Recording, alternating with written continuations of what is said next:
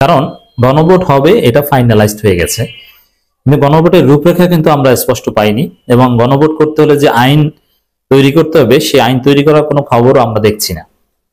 এখন পরে খোঁজ নিলাম যে কারণটা কি, তফসিল ঘোষণা একদম কাছে এসে গেছে, এখনো আইন তৈরি হয়নি, রূপরেখা স্পষ্ট দিচ্ছে না, নির্বাচন কমিশনও স্পষ্ট করে কিছু বলতে পারছে না। পরে খোঁজ নিয়ে জানলাম এটা বিএনপির নাটকীয়তা, কারণ বিএনপি গণভোট ঠেকিয়ে দিতে চায়। বিএনপি পড়েছে মাইনকে চিপায়। বিএনপি আগে থেকে গণভোট ঠেকাতে চেয়েছে, গণভোট মানে নাই, মানতে বাধ্য হয়েছে। এখন না ভোটের পক্ষে অলরেডি প্রচারণা চালিয়ে ফেলেছে। এখন না ভোটের পক্ষে একবার বলে পড়েছে বেকায়দায়, মানে এমন অবস্থা বিএনপির পিঠের চামড়া থাকবে না, এই অবস্থা। না ভোটের পক্ষে প্রচারণা চালালে তো সে ভারতের দালাল, আওয়ামী লীগ। তা বিএনপি আওয়ামী চরিত্র ধারণ করে বাংলাদেশে টিকতে পারবে? তো ভোটের আগেই মনে হয় পালাতে হবে। তো এই জন্যে বিএনপি পর্দার অন্তরালে মেকানিজম করে সরকারের ভিতরে যে তাদের 3 দালাল উপদেষ্টা আছে তাদের মাধ্যমে ভোট কারচুপি করার নানান চেষ্টা চালিয়ে যাচ্ছে, এই করছে সেই করছে, অনেক কিছু করছে। এই গণভোটকে ডিলে করা বা আইনি জটিলতা যাতে আইন তৈরি না হয় বা নানান কিছুতে বাধা সৃষ্টি করার চেষ্টা বিএনপির লোকজন, বিএনপি পন্থী উপদেষ্টারা। এবং আমাদের কাছে আরো অনেক তথ্য আছে, ধীরে ধীরে এগুলো সব বলবো। বিসিএস একটা ব্যাচের কিছু কর্মকর্তা, পুলিশ, অ্যাডমিন বিভিন্ন জায়গায় আছে বিএনপি পন্থী সাবেক ছাত্রদল, এরা ভোট কারচুপি করা, গণভোট ঠেকিয়ে দেয়, নানান ষড়যন্ত্র করছে। তবে এটা নতুন বাংলাদেশ, এইসব ষড়যন্ত্র কিচ্ছু টিকবে না, সব ধরা পড়বে, বরং ষড়যন্ত্রকারীরা বেকায়দায় পড়বে, ষড়যন্ত্রকারীদের আমসালা সব যাবে। এই যে 3 উপদেষ্টা বিএনপির দালালি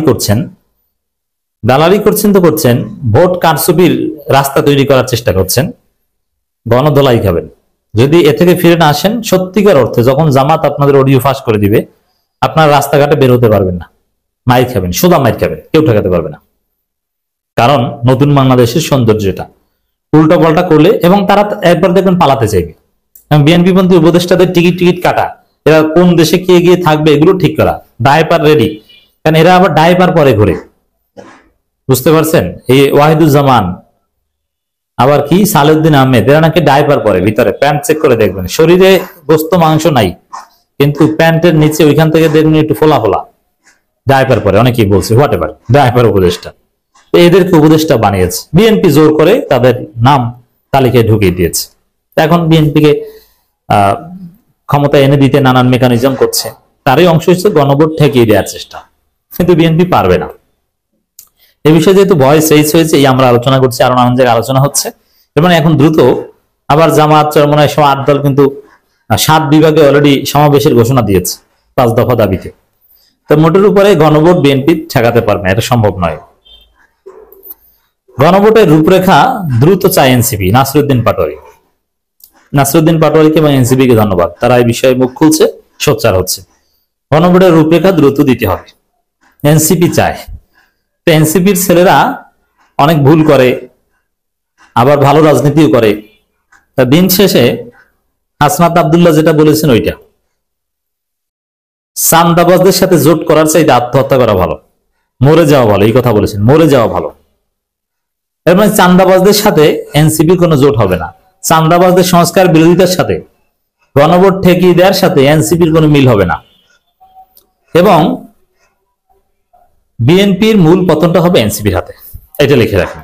এই জন্য আমি কিন্তু অনেক আগে থেকে বলে আসি এনসিপির ছেলেদের, বাবারা তোমরা কিছুতেই বিএনপির সাথে জোট করতে যাইও না, তোমরা বিএনপি বিরোধী রাজনীতি করো, কারণ বিএনপির চান্দাবাজি, ভারতের দালালি রাজনীতি বাংলাদেশে থাকবে না, তারা পালিয়ে যাবে। তখন তোমরা হয়ে উঠবা বিএনপির জায়গার দল, তখন বিএনপি, আওয়ামী লীগ সব তওবা করে এনসিপি করবে, তখন তোমরা 10 বছরের মধ্যে ক্ষমতায় যেতে পারবা। জামাত বারবার ক্ষমতা আসুক, এটা আমরাও চাই না, একবার আসুক, আবার অন্য কেউ আসুক, আবার অন্য কেউ আসুক, আবার জামাত আসুক, মানে এই সাইকেল থাকা ভালো। কারণ টানা 10 বছর 15 বছর কেউ ক্ষমতায় থাকলে সে ফেসিস্ট হয়ে ওঠে, হিউম্যান নেচার এটা।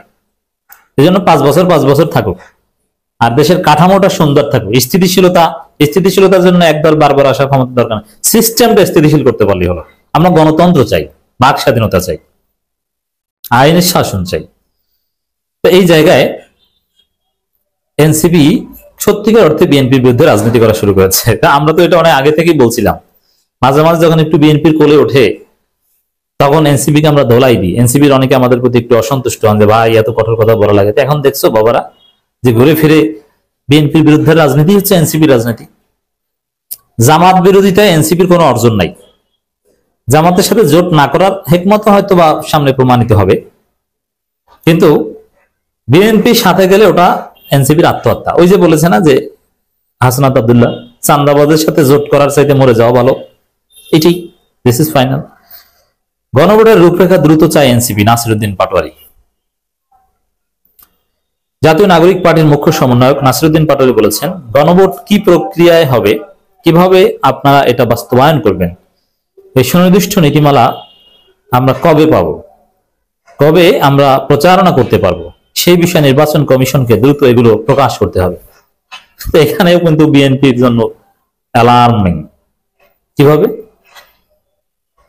গণভোটের প্রচারণা, মানে হ্যাঁ ভোট দিবেন, ওদের কথা শুনবেন না, না ভোট দিবেন না। ওরা কারা? ওরা হচ্ছে বিএনপি।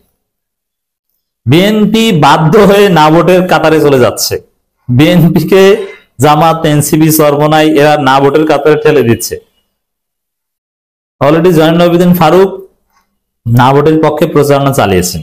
বিএনপি কি করবে এখন? হ্যাঁ ভোটের পক্ষে প্রচারণা চালাবে, তখন মানুষ বলবে দান্দাবাজ। খেলা জমে উঠছে। এনসিপি এখন দ্রুত গণভোটের প্রচারণা চালাতে চায়, রূপরেখা চায়। বিএনপি ওটা ঠেকিয়ে দিতে চায়। বিএনপি চুপচাপ, কোনো কথা বলতে দিতে চায় না। এবং বিএনপির যে প্রভাব নির্বাচন কমিশনে ছিল ওটাও কমে যাচ্ছে। মানে বিএনপি সবাইকে বুঝাচ্ছে যে না না, কথা বলো না, চুপচাপ থাকো, গণভোট নিয়ে এখন টু শব্দ করা যাবে না।